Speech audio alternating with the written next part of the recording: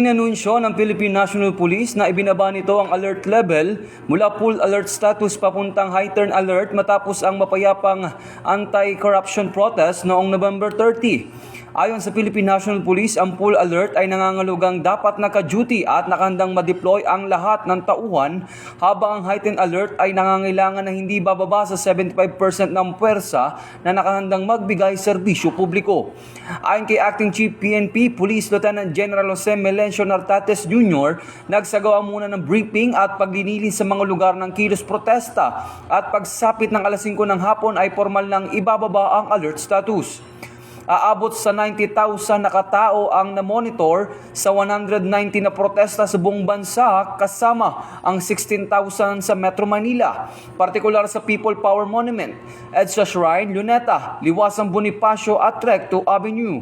Ipinahayag ni Police Lieutenant General Nartates ang mapayapang resulta ay bunga ng maagang paghahanda, maayos na pagpaplano at matatag na ordinasyon sa iba't ibang ahensya ng pamahalaan.